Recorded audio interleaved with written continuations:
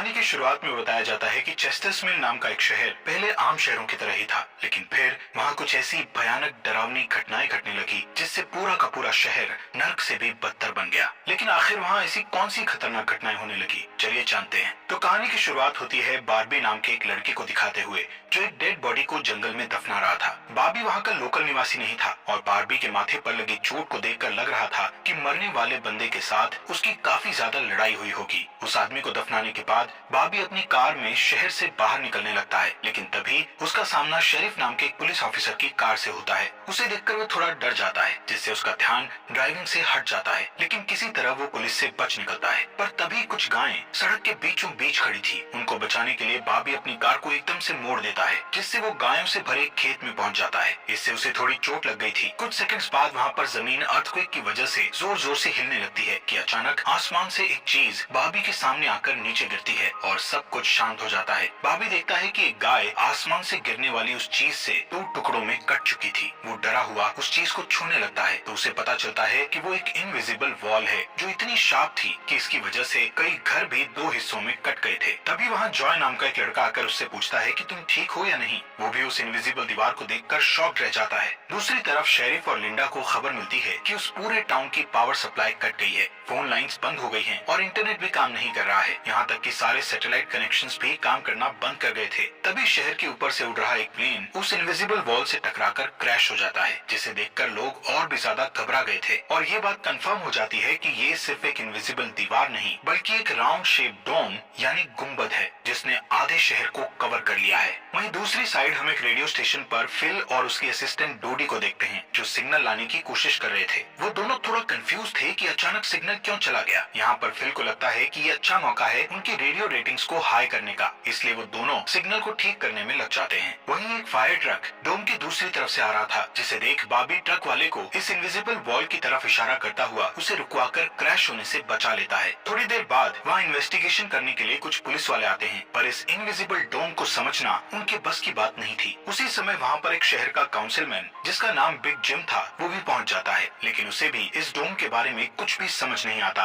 यहाँ पर पुलिस को इन्फॉर्मेशन मिलती है कि उस शहर की तरफ आने वाले सभी रास्तों को बंद कर दिया गया है क्योंकि उस डोम की वजह से बहुत सारे एक्सीडेंट हो रहे हैं। इसके थोड़ी दूर घर पर जूनियर नाम का लड़का एंजी नाम की लड़की के साथ इंटीमेट हो रहा था। एंजी पेशे से नर्स थी और जो की बड़ी बहन भी थी। इंटीमेट होने के बाद जूनियर एंजी से कहता है कि मैं तुमसे बहुत प्यार करता हूँ, लेकिन एंजी उसे कहती है कि वो उसके लिए ऐसा कुछ फील नहीं करती। इससे जूनियर का दिल टूट जाता है और उन दोनों में बहस होने लगती है। यहाँ पर उनकी बहस इतनी बढ़ जाती है कि एंजी उसे थप्पड़ मारकर वहाँ से चली जाती है। इसके बाद हम 3 लोगों की फैमिली को देखते हैं, जिसमें मदर कैरोलीन, एलिस और उन दोनों की बेटी नोरी उसी टाउन की तरफ जा रही थी। उन्हें इस बात की खबर नहीं थी कि डोम ने उस टाउन को कवर किया हुआ है। दूसरी तरफ हम जूलिया नाम की एक इन्वेस्टिगेटिव रिपोर्टर को देखते हैं जिसका चेस्टर्स मिल शहर में बहुत नाम था। एक दिन एक औरत उसे एक सीक्रेट खबर देने के लिए कॉल करती है। वो औरत उसे बताती है कि उसने उस वीक चेस्टर्स मिल में प्रोपेन से भरे 6 ट्रक को जाते हुए देखा है और उसके हिसाब से इतनी बड़ी क्वांटिटी में प्रोपेन जैसे फ्यूल का शहर में आना किसी खतरनाक प्लान का हिस्सा हो सकता है। जूलिया उस औरत को इस बारे में इन्वेस्टिगेशन करने का वादा करती है, पर वो अपने काम में ज्यादा बिजी होने के कारण उस पर ध्यान नहीं दे पाती। वहीं बिग जिम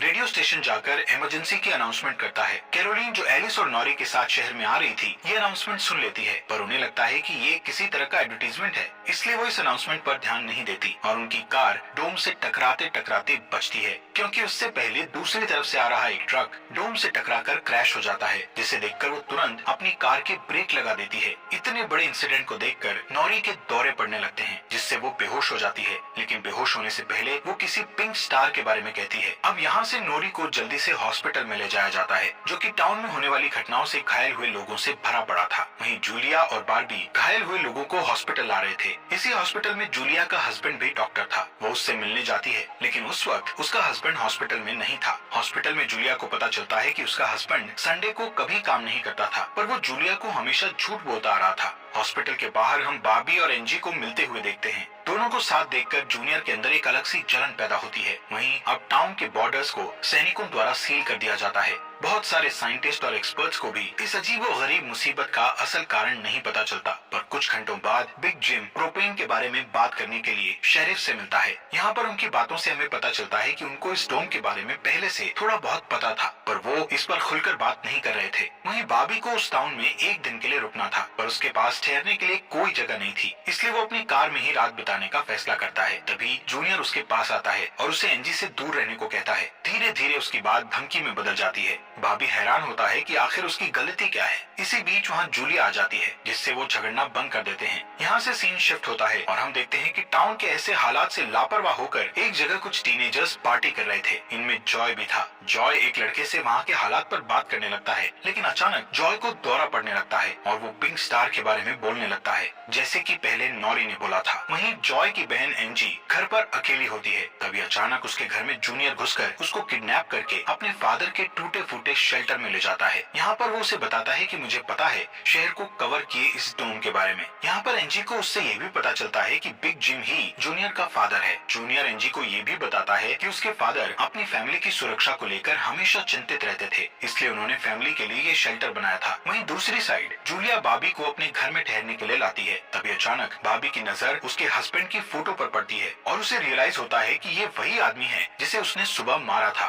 दूसरी तरफ लिंडा और शेरिफ सभी व्हीकल्स पर नजर रख रहे थे ताकि कोई भी गलती से इस डोम से न टकरा जाए। तभी अचानक शेरिफ को अटैक आ जाता है और वो वहीं पर मर जाता है। अब यहाँ से हमें सुबह की घटना फ्लैशबैक में दिखाई जाती है, जहाँ बॉबी टाउन में जूलिया के हस्बैंड जो डॉक्टर थे उनसे मिलने आया था। वो उनसे कुछ पेमेंट की बात करता है, पर डॉक्टर उसे पेमेंट देने से इनकार कर देता है, जिस वजह से उन दोनों में झगड़ा हो जाता है और एक्सीडेंटली बॉबी उसे गोली मार देता है। बॉबी जानता था कि भले ही उसने उसे गलती से मारा है, पर उसे इसकी सजा मिलेगी और इससे बचने के लिए उसने उसकी बॉडी को जंगल में दफना दिया। वहीं प्रेजेंट में सुबह उठकर बार्बी देखता है कि उसके गले की चेन गायब है, तो वो जूलिया से इसके बारे में पूछता है। जूलिया उससे कहती है कि वो उसकी चेन को ढूंढकर उसे दे देगी, पर तभी बॉबी को याद आता है कि वो चेन उस केबिन में ही गिर गया था जहाँ उसने उसके पति को मारा था। उधर जॉय अपने फ्रेंड बेन के साथ था, जिसने पिछली रात सीजर के वक्त उसकी मदद की थी। बेन जॉय से पिंक स्टार के बारे में पूछता है जो उसने रात को दौरा पड़ते वक्त कहा था, लेकिन जॉय को उसके बारे में कुछ भी याद नहीं आ रहा था। वहीं रेडियो स्टेशन में डोडी एक स्पेशल डिवाइस की मदद से डोम के बाहर वाले लोगों से कांटेक्ट करने में सक्सेसफुल हो जाती है। वो सोल्जर्स को आपस में बात करते हुए सुन सकती थी, पर वो उनसे कुछ नहीं कहती। वहाँ सोल्जर्स भी कंफ्यूज थे कि आखिर ये इनविजिबल वॉल क्या है। दूसरी तरफ बिग जिम रेस्टोरेंट में बैठा ब्रेकफास्ट कर रहा होता है कि लिंडा वहाँ आकर उसे शेरिफ के मरने की खबर सुनाती है, जिससे वो लोग तुरंत बंकर में डेड बॉडीज को दफनाने वाले के पास जाते हैं, जिसका नाम लेस्टर था।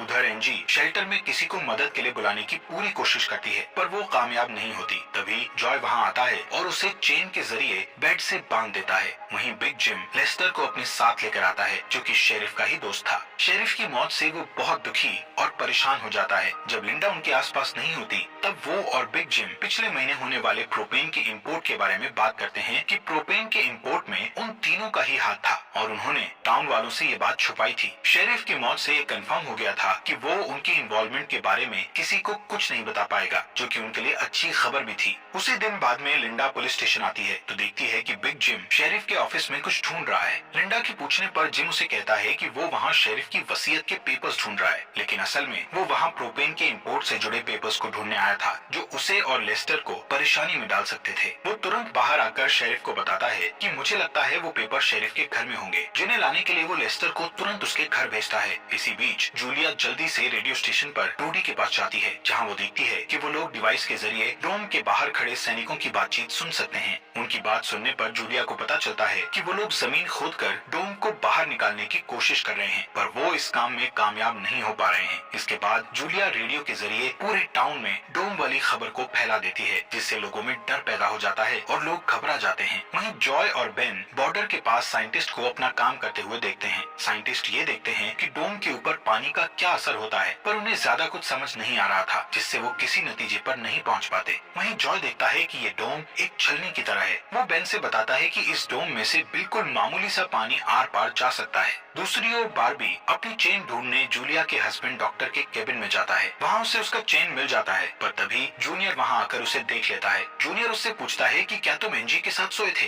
यहाँ पर बार्बी को लगता है कि शायद उसने उसे चेन ढूंढते हुए देख लिया है और इसीलिए वो जूनियर को ऐसे ही वहाँ से जाने नहीं दे सकता था, इसलिए वो जूनियर को बहुत बुरी तरह से पीटने लगता है। वहीं हम देखते हैं कि लेस्टर शेरिफ के घर पहुंचकर प्रोपेन इंपोर्ट के पेपर्स को ढूंढने लगता है। कुछ टाइम बाद उसे वो पेपर्स ड्रॉवर में मिल जाते हैं, तभी वो उन्हें जला देता है। जब वो वहाँ से जाने लगता है तो उसका पैर लगने से पेपर्स की आग घर के पर्दों पर लग जाती है, जिससे आग की लपटें पूरे घर में फैल जाती हैं और पूरा घर जलने लगता है, जिसे देखकर जल्दी ही बहुत सारे लोग जमा हो जाते हैं और आग बुझाने की कोशिश करते हैं, पर फायर ट्रक के बिना आग बुझाना नामुमकिन था। अगर वो लोग घर को जलने देते तो डोम के अंदर का टेम्परेचर बहुत बढ़ जाता, जिससे लोगों की जानें भी जा सकती थी, इसलिए सब मिलकर आग बुझाने में लग जाते हैं। बाबी लोगों को आग बुझाने में लीड करता है। तभी लिंडा को घर के अंदर से लेस्टर की चीखने की आवाजें सुनाई देती है। वो अंदर जाकर उसे घसीटकर बाहर निकाल लाती है और इलाज के लिए डॉक्टर के पास भेज देती है। यहाँ पर लोगों को आग बुझाने में 1 घंटे के बाद भी कामयाबी नहीं मिलती, उल्टा आग और भड़क जाती है। आखिर में जिम लोडर लेकर आता है और घर को गिरा देता है, तब कहीं जाकर आग शांत होती है। इसके बाद सारे थके हुए लोग इकट्ठा होते हैं। उनमें से पॉल नाम का एक पुलिस वाला फ्रस्ट्रेट होकर कहता है कि हम सभी लोग इस डोम से कभी भी बाहर नहीं निकल पाएंगे, क्योंकि ये डोम आग से जो धुआं निकला है उसे बाहर नहीं निकलने दे रहा।